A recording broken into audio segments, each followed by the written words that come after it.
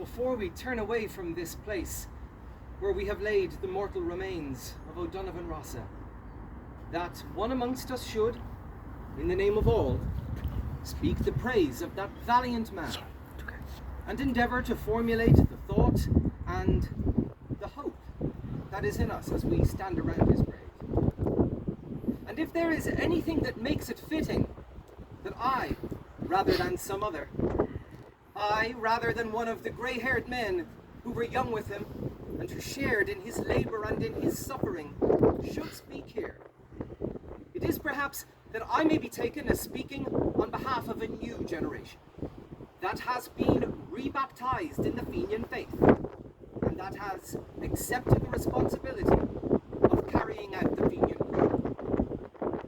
I propose to you then that here by the grave of this unrepentant Fenian, we renew our baptismal vows. That here by the grave of this unconquered and unconquerable man, we ask of God, each one for himself, such unshakable purpose, such high and gallant courage, such unbreakable strength of soul, as belonged to O Donovan Rossa. Deliberately here we avow ourselves, as he avowed himself in the dock, Irishmen of one allegiance only.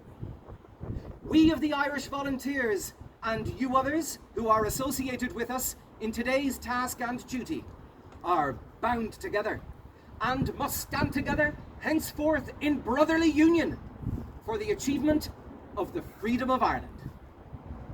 And we know only one definition of freedom. It is Tone's definition. It is Mitchell's definition. It is Ross's definition.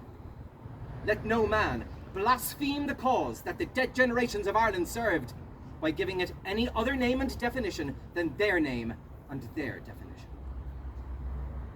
We stand at Ross's grave, not in sadness, but rather in exaltation of spirit, that it has been given to us to come thus into so close a communion with that brave and splendid Gael.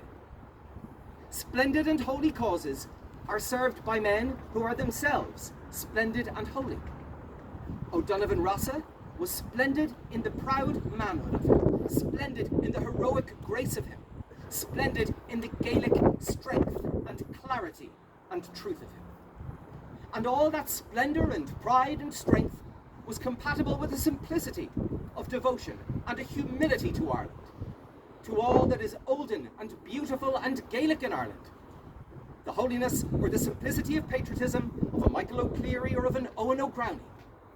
The clear, true eyes of this man, almost alone in his day, visioned Ireland as we of today would surely have her. Not free merely, but Gaelic as well. Not Gaelic merely, but free as well.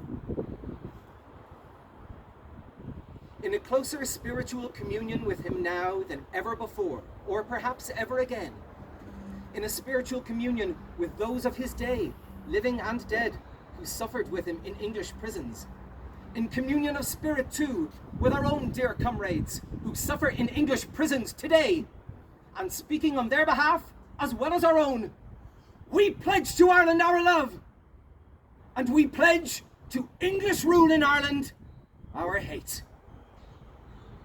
This is a place of peace, sacred to the dead, where men should speak with all charity and with all restraint.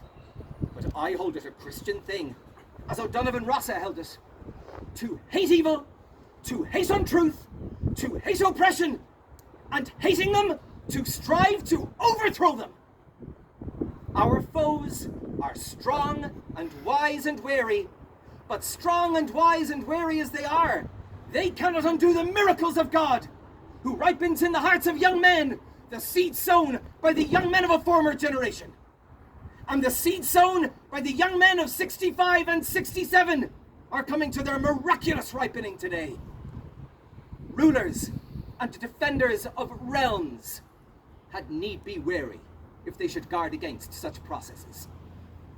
Life springs from death, and from the graves of patriot men and women spring living nations.